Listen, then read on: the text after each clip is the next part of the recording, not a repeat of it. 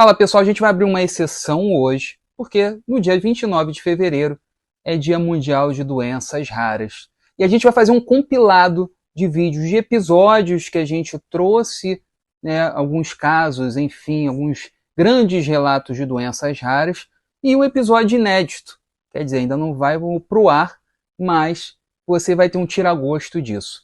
Então confere aí, e se você ainda não se inscreveu, aproveita para participar e ver todos os episódios já lançados do Além do Crônico. Vou trazer algumas informações, peço que a doutora Cristina confirme, enfim, que eu vou compartilhar aqui com o público, mas o que a gente tem hoje são mais de 500 mil de pessoas no mundo, em torno de 1.500 a 1.600 pacientes só no Brasil. E um outro dado importante aqui trazer que 1 a cada 250 mil crianças nascem no mundo com epidermólise bulhosa, correto? Correto. E aí, aproveitando um desses trabalhos aqui de pesquisa, né, para a gente falar sobre este tema hoje, crianças borboletas. De onde vem a origem desse tema, desse termo? Então, o nome é associação com a borboleta, né? Tô até de borboleta também. Então, é o símbolo da doença, ela está relacionada à fragilidade da pele. Porque a epidermólise bulhosa, ela é uma doença que é como se a pele não tivesse cola. É um defeito na adesividade das camadas da pele. E dependendo da camada que seja afetada, vai ter um grau diferente ou um tipo diferente. Então, o mínimo toque, o mínimo contato, o mínimo atrito é o suficiente para causar lesão. E o que causa, normalmente, é a bolha. Então, essa bolha, e dependendo, né, da localização, então se chama epidermólise, que vem de epiderme, lise da epiderme, bolhosa, porque causa bolha. E aí vem os sobrenomes, né, que são os subtipos, se é distrófica recessiva, se é distrófica dominante, se é simples, se é juncional. Então, essa fragilidade da pele, independente do tipo, né, vai ter essa fragilidade, um grau mais severo ou não, e vai ter essa fragilidade que reflete a fragilidade da asa de uma borboleta. Certo, você trouxe aí que existem tipos, ao todo são quantos, e o que difere um do outro? Então, basicamente, é a epidermólise distrófica, né? Então, tem a dominante e a recessiva. Então, dominante e recessiva vai estar lá igual que a gente teve na aula de genética, né? Azão, azinho, azinho, azinho. Então, vai estar relacionado a isso. Então, o que a gente vê é que essas formas mais graves, também tem outro tipo que é a juncional, vai estar relacionado à localização e ao tipo de característica genética. Então, não necessariamente só uma biópsia vai dizer qual é o tipo que esse paciente tem. Precisa de uma avaliação genética para saber se é uma doença dominante ou se é uma doença recessiva. E o que isso interfere, né?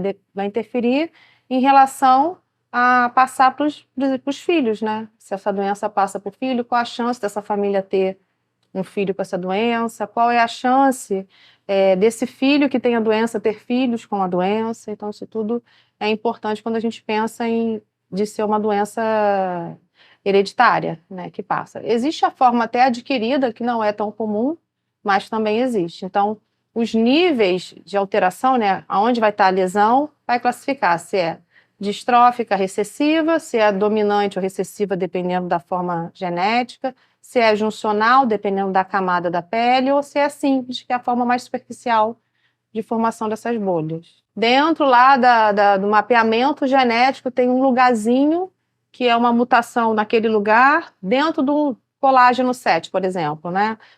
O Wanderson é colágeno 7, né, Wanderson? Sim. Então, distrófica recessiva, mutação no gene do colágeno 7. Dentro do gene do colágeno 7 tem vários locaizinhos, exons, que dependendo da mutação nesse exon, pode ser diferente em cada paciente. Ou, por exemplo, a diferença que tem do pai é diferente que tem da mãe. E quando junta, o filho tem 2 mutações diferentes, mas tem a doença. É uma doença muito complexa quando a gente pensa em relação à parte genética, né? Antes de você chegar, eu estava conversando com o Wanderson um pouco, e eu estava falando para ele que naquele dia do encontro lá da ABAERJ, AEBERJ, desculpa, eu observei muita criança, né? Não vi muito adulto lá, né? Tava vendo ele, acho que tinha mais aquela moça que estava lá conversando com a gente para conversar com a dermato. E aí eu estava perguntando a ele, né, se ele tinha colegas que também são portadores, né, são pacientes de epidermólise. E a gente estava falando sobre isso, né, porque muitos não têm registro, né, as pessoas começam a tratar e tem essa questão das associações, né, de não tomarem conhecimento. As associações, elas são importantes por isso, né, Cristina?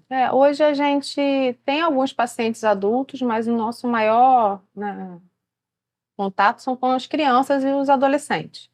Os adultos, né, a gente sabe que, infelizmente, eles acabam tendo, né, um tempo, né, de vida, né, existe uma estimativa aí que alguns desenvolvem carcinoma, mas eu acho que isso está mudando também, porque a abordagem hoje é diferente do paciente com epidermólise, né? Então, o paciente vivia em torno de 30, 35 anos, hoje a gente vê pacientes com 50, 60. É mesmo? Então, tem pacientes que vivem mais por causa do cuidado, da abordagem precoce, quando tem uma lesão que é sugestiva de carcinoma,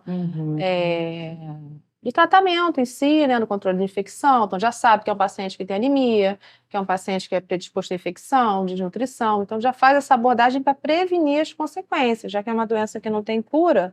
Sim. Então, hoje a gente já consegue dar qualidade de vida e sobrevida. Entendi. Claro que existem muito óbitos, principalmente neonatal, né, que é nossa principal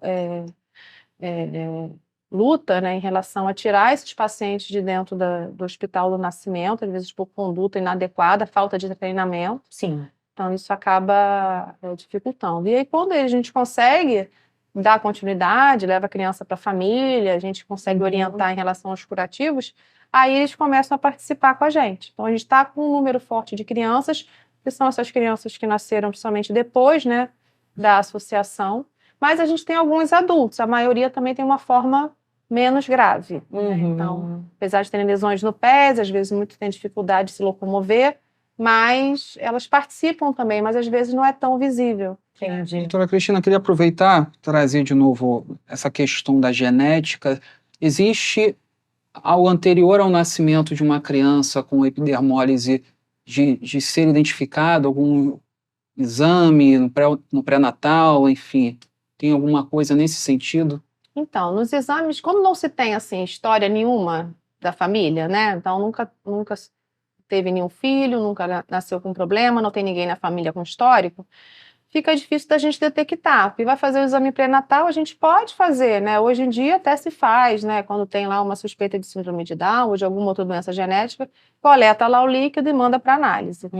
Mas a gente não rastreia nenhuma doença, todas as doenças possíveis, né? Então é um leque muito grande de doenças. Então, diagnóstico pré-natal a gente sempre faz quando já tem um histórico familiar. Então, nasceu uma criança, perdeu um bebê, ou tem um irmão, aí acaba que a gente faz esse diagnóstico pré-natal, porque é difícil, como eles nascem às vezes sem a pele só, lesão, na ultrassonografia não pega, não tem nenhum exame que possa pegar.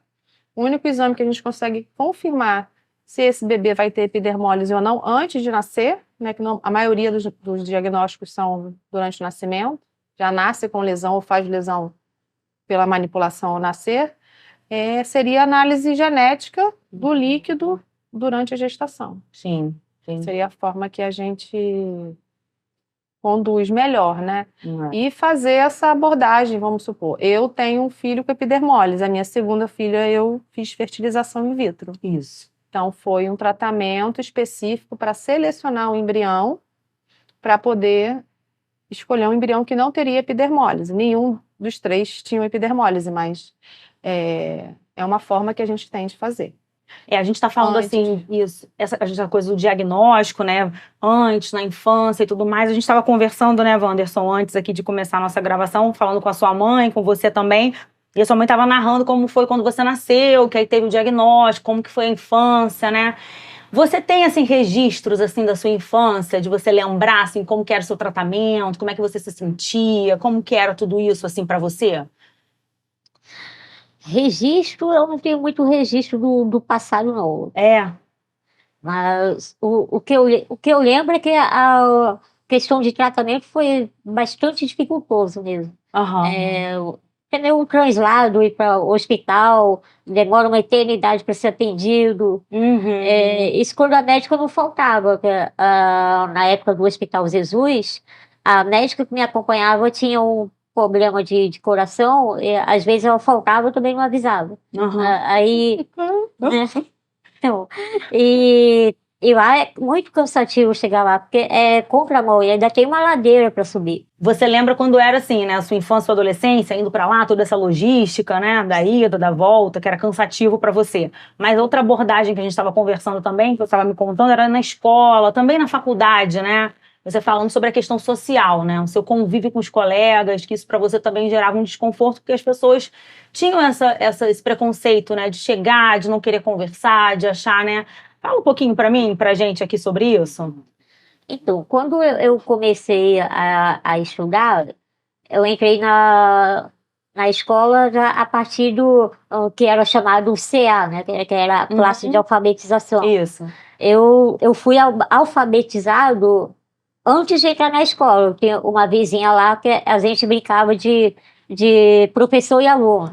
Então, eu comecei a escrever na casa da vizinha com a colega lá. Eu lembro até hoje, a primeira palavra que eu escrevi foi anjo. Anjo, um aqui, o anjo lá. Eu escrevi, ela viu que eu escrevi anjo. Mas a minha entrada na escola foi bastante complicada, porque apesar da diretora, na época, que era dona da escola também, já me conhecia, meus irmãos também estudaram lá, mas os pais que foram o maior caso, o maior problema assim, da minha entrada naquela escola. Porque eles não aceitavam, eles tinham medo dos filhos contraírem epidemólise. Então a diretora tinha que fazer reuniões quase toda semana. E na época minha mãe ainda trabalhava fora, tinha que pedir autorização, porque chegar um pouco mais tarde. Aí era reunião, o tema da reunião era o Wanderson. Né? E aí a diretora explicava que era uma doença genética, não era contagiosa e tal. Os pais não precisavam ficar com medo, era só ter um cuidado ao tocar, não podia abraçar muito forte, podia pegar na minha mão muito forte, mas que era tranquilo com a convivência comigo, não precisava ter medo. E com o tempo foi passando, os colegas, no caso, começaram a ficar mais à vontade, eles conversavam comigo, me ajudavam nas tarefas durante a aula. Eles costumavam me pedir muito lápis de cor emprestado. Eu sempre tinha, eu sempre tive o meu material escolar completo. Minha mãe sempre fazia questão de ter o material completo. Sua mãe é demais, então, né, Wanderson? Então, eles sempre me pediam lápis de cor emprestado, canetinha e tal. Aí o tempo foi passando, eles começaram a me ajudar a ir no banheiro, ir na cantina. Tinha colega que ficava na fila por mim para pegar meu lanche lá. E foi bem legal, bem dinâmico, muito interessante. Não importa o que vão pensar de você, você tem que viver, você tem que sair. O mundo precisa te conhecer. Então, você tem uma história de vida e as pessoas precisam conhecer sobre você para que, a partir daí, você possa conseguir ajuda, não só de outras pessoas, como do governo, se divirta. Pessoas têm doença crônica, algum outro tipo de doença, não se diverte. Vamos para uma festa. Não, prefiro ficar em casa, sei lá. Eu sou uma pessoa que gosto de sair, gosto de me divertir. Então, faça você também o mesmo. Saia de casa, procure ver a luz do sol, abra a janela, veja como o sol é lindo. Mais um dia Deus deu para você. Então, procure viver da melhor forma possível, dentro das suas necessidades, das suas condições. O que é narcolepsia na visão científica e na visão de paciente depois? Eu quero ouvir também. Bom, dentro da visão técnica, científica, narcolepsia é considerada uma doença rara do sistema nervoso central, que é causada por uma deficiência de um neurotransmissor chamado hipocretina. Quando essa substância, esse neuropeptídeo, ele fica baixo, toda a nossa regulação do ciclo sono-vigília fica muito caótica. E isso faz com que a pessoa adormeça em circunstâncias que não são para ela adormecer em qualquer circunstância, e não só que adormeça rápido, mas que entre rapidamente num estágio profundo do sono, que é o sono REM, que é o estágio do sono onde temos aqueles sonhos mais vívidos, mais floridos. Então, a narcolepsia é caracterizada principalmente por esses dois grandes sintomas: um excesso de sono durante o dia e uma entrada no REM muito rápido. Essa entrada no REM muito rápido é responsável pelos outros sintomas da doença. Um deles é a cataplexia, que é a perda da força do tônus muscular quando submetida às emoções, ter algumas alucinações quando está adormecendo ou acordando, paralisia do sono, que é acordar e não conseguir se mexer, ter o corpo todo paralisado, e o sono inquieto. Todo mundo fala assim: eu queria dormir, você tem muito sono, eu queria dormir como um narcoléptico. E na realidade não sabe que o sono noturno do narcoléptico também é muito ruim, é muito inquieto. Então isso piora a sonolência durante o dia. Então é uma doença esquisita, pouco diagnosticada, mas que, como a Ana vai falar agora, tem muito impacto na vida da pessoa. Pois é, Ana, e aí? Chegamos então a entender esse lado, né, como paciente, o que é ser narcoléptica, né, assim que falam, certo? Não, pessoa com diagnóstico de narcolepsia. Bom. Não, mas eu concordo, porque a gente também tem esse movimento no diabetes, porque paciente diabético ou pessoa com diabetes. Então, assim, estamos na mesma linha quer saber aqui. Como você é exato. Mas antes disso, né, Natália, quero saber quem é a Ana. Ana... Quem é a Ana? Ana é uma pessoa que tem muita competência, porque para ter narcolepsia tem que ter muita competência, então eu já nasci altamente competente. E eu tenho uma filha, eu sou de Belford Roxo. Terrinha. Nascida e criada em Belford Roxo. E minha vida toda lá. A primeira da minha família a fazer uma universidade pública há 30 anos atrás. Maravilhosa. Né, há 30 anos atrás, há 30 anos. E a primeira da minha família também a ter um emprego que não foi em uma casa de família, foi um emprego público federal. Olha que lindo, né? Lindo. O carro zero. Isso. E pessoa totalmente diferenciada que comprou um apartamento na Tijuca, Barão de Mesquita, parcelado ali em 30 anos pela Caixa Econômica, sai de Bel, né, para isso aí, querido. No outro mundo. Para frente. E aí dá de cara com uma doença estranha, esquisita, quase mutante, e ver o mundo assim virar de cabeça para baixo. Então, a gente sempre diz no grupo que para ter narcolepsia tem que ter muita competência, né? Porque a gente tem que aguentar o mundo, aguentar esse sono todo, aguentar a gente, aguentar o outro que não tem culpa. E se o outro não tem culpa, quem é que tem culpa? Sou eu que tenho culpa. E você tem que administrar um mundo paralelo. A gente chama de mundo paralelo. E como que foi esse momento, assim? Como que você descobriu? Eu demorei 12 anos para ter um diagnóstico. 12 anos. Hoje eu lembro exatamente a minha primeira crise. Gramado, andando no teleférico, né? E a gente precisava sair da cadeirinha e eu não conseguia levantar. Eu lembro... E não para, né? Isso. E aí eu começava a rir, a perna não funcionava e eu ria mais ainda. Não respondia. Isso. E todo mundo levanta. Mas eu nem sabia que existia essa coisa de doença do sono. Isso tem quantos anos?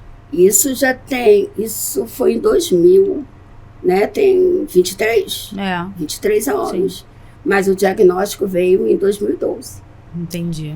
Então, eu não nasci com essa doença, né? Então... Você demorou 12 anos, então, para você chegar à conclusão que você tinha essa doença. O diagnóstico. Os médicos saberem que não era preguiça, que não era corpo mole, e que eu também, com cataplexia, como a doutora falou, diante de fortes emoções. Então, eu estou discutindo com a pessoa Eu já nem discuto mais com ninguém, quero deixar bem claro isso. Então, existem gatilhos que provocam o episódio narcolepsia. E aí a pessoa apaga. Então, é uma desmoralização a gente começar, né? Daqui a pouco. Aí do nada você... Isso, mas você mantém a consciência. Na dúvida, você não dorme, você tá aqui, mas você não consegue ter a questão motora, é isso? Não, eu desmonto mesmo. A cataplexia é a questão motora. É lógico que pode, após um episódio de cataplexia, isso ser seguido de um ataque de sono e a pessoa dormir. Mas o ataque da cataplexia é basicamente a perda da força sem perda da consciência. Então a pessoa continua prestando atenção em tudo, sabendo de tudo e não consegue se mexer, às vezes não consegue falar. Pode ser total ou pode ser parcial. E isso particularmente é muito estigmatizante, porque se o médico nunca ouviu falar, ele vai achar ou que a pessoa está fingindo, que é histeria, que é um paciente psiquiátrico, ou então achar que aquilo é um desmaio e ir para um lado assim também mais grave e internar. E isso até remonta a um episódio engraçado que eu e a Ana passamos juntas quando a gente estava voltando de um evento, que a gente teve uma reunião com um político e a gente estava na Avenida Brasil, um transeunte que estava com um saco com umas garrafas PET. Ele atravessou a Avenida Brasil sem ser pela passarela e de repente a gente só viu as garrafas voando e todo mundo parou, todo mundo, meu Deus, minha Nossa Senhora. E aí vimos que não foi atropelado, foi só realmente as latas. E eu falei assim, Ana, tá tudo bem, ele não foi atropelado. Ana, quando eu olho, ela tá totalmente desmontada, como ela falou. Eu tava dirigindo, e aí isso demora alguns minutos, e aí quando ela voltou, ela falou assim, viu, porque eu não posso dirigir? Então, são essas pequenas limitações, essas pequenas liberdades que o paciente vai perdendo. Não, a doutora gritou, meu Deus! Aí pronto. O meu Deus, eu já tava. Meu Deus, você já tava entregue. E ela conversando comigo, né? Meu Deus, olha. E eu pensando, porque assim, eu não me mexia, mas eu estava consciente e eu pensando, meu Deus, será que ela esqueceu que eu tenho narcolepsia?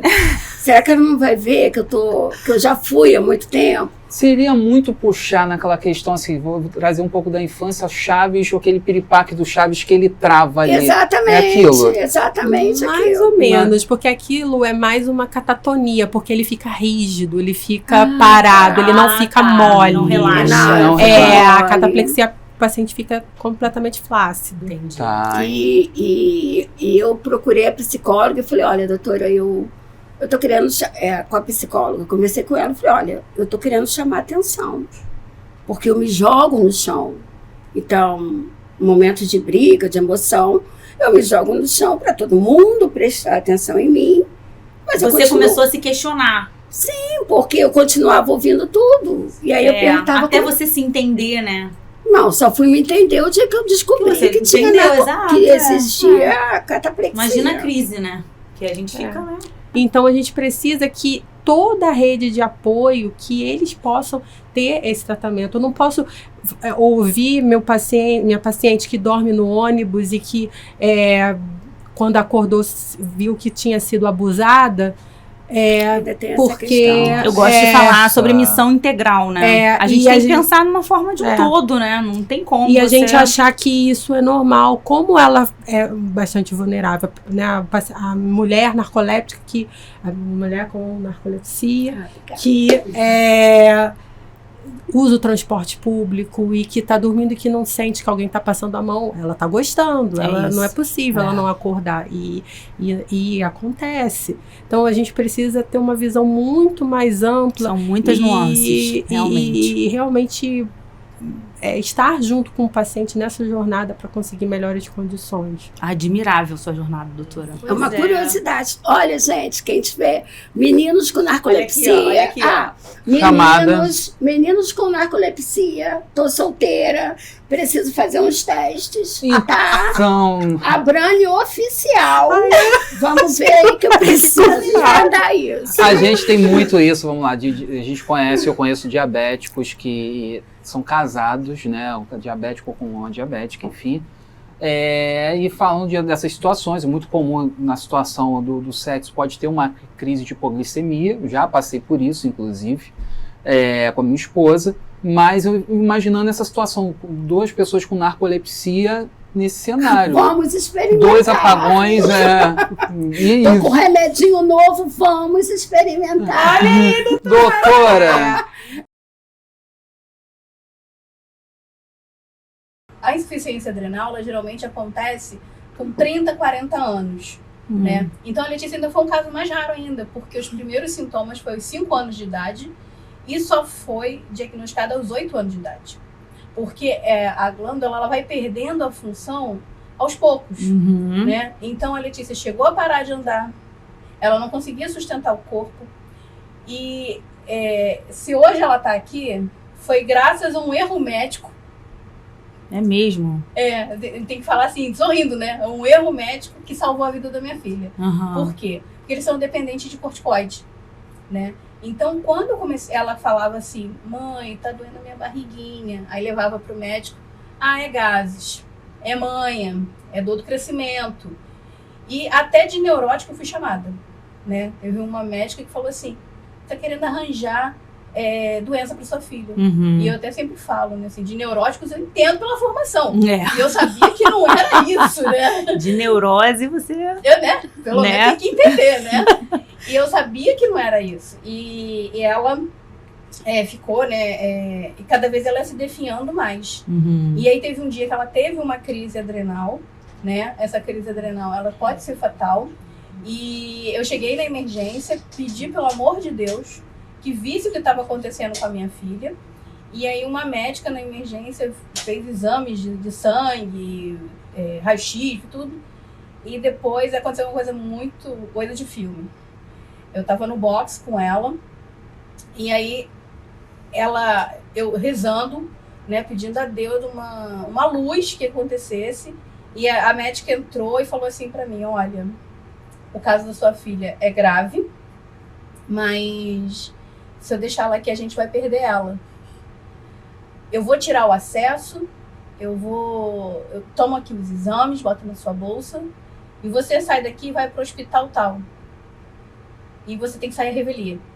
E aí eu fiz assim, né? Tirei ela, saí correndo, e aí fui pro tal hospital. Ela quebrou todos os protocolos, ela quebrou pra salvar uma vida. Foi. Sim. E aí, agradeço até hoje a ela, né?